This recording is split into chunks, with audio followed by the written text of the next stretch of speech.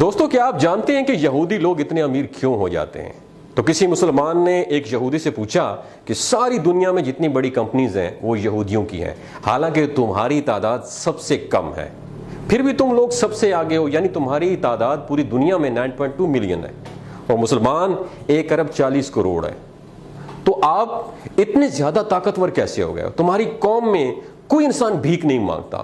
تو اس پر یہودی نے جو جواب دیا، آپ نے دماغ کی کھڑکیوں کو کھول کے وہ جواب سنا ہے۔ اس نے بتایا کہ ہم اپنی زندگی ان 3 اصولوں پہ گزارتے ہیں۔ نمبر 1، ہم اپنی زندگی علم حاصل کرنے میں لگا دیتے ہیں۔ نمبر 2، وہ کہتے ہیں کہ ہم اپنے بچوں کو بچپن سے ہی بزنس کرنا، تجارت کرنا سکھاتے ہیں۔ نمبر 3، ہم اپنے اندر بھائی چارگی پیدا کرتے ہیں، ایک دوسرے کو سپورٹ کرتے ہیں، اور یہودی دنیا میں کسی جگہ پہ بھی رہتے ہیں تو ایک دوسرے سے کنیکٹ رہتے ہیں، اور چاہے ہم کتنے ہی بڑے کیوں نہ ہو جائیں، ہم اپنے مذہب کے لیے صرف کام کرتے ہیں۔ اور ہم نے یہ ساری چیزیں، آپ کو پتہ ہے کس سے سیکھی؟ یہ یہودی کہہ رہا ہے، وہ بتاتا ہے کہ ہم نے یہ ساری چیزیں تمہارے نبی کریم صلی اللہ علیہ وآلہ وسلم سے سیکھی ہیں۔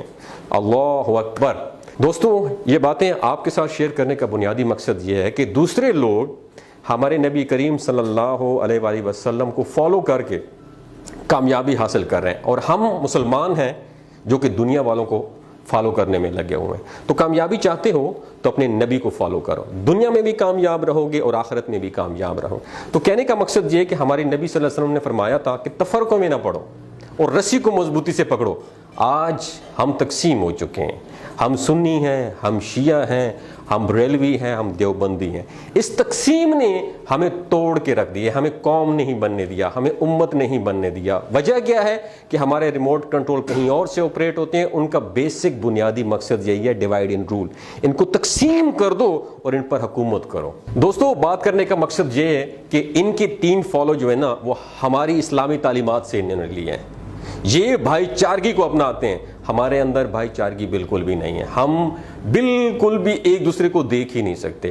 ان کا دوسرا جو قانون تھا وہ یہ تھا کہ اپنے بچوں کو بزنس کرنا سکھاتے ہیں۔ ہم لوگ کیا کرتے ہیں؟ ہم اپنے بچوں کو نوکر بننا سکھاتے ہیں۔ اور تیسری بات، یہ ساری زندگی علم سیکھتے رہتے ہیں۔ میرا آپ سے سوال ہے، آپ نے سیلف ڈیولپمنٹ کے اوپر کون سی لاسٹ ٹائم آپ نے کتاب پڑھی ہے؟ آپ نے قرآن کو ترجمے اور تفسیر کے ساتھ کب پڑھا ہے؟ صرف ثواب کی نیت سے پڑھا ہے۔ دوستو، یہ کہنے کا مقصد یہ ہے، اپنی اسلامی تعلیمات پر غور کرو، آپ دنیا کی سب سے عظیم قوم بن جاؤ گے۔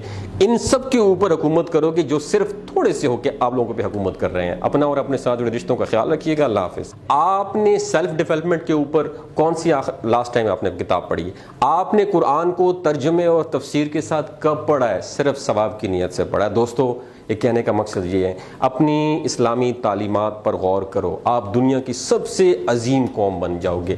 ان سب کے اوپر حکومت کرو گے جو صرف تھوڑے سے ہو کے آپ لوگوں پہ حکومت کر رہے ہیں۔ اپنا اور اپنے ساتھ جڑے رشتوں کا خیال رکھیے گا۔ اللہ حافظ۔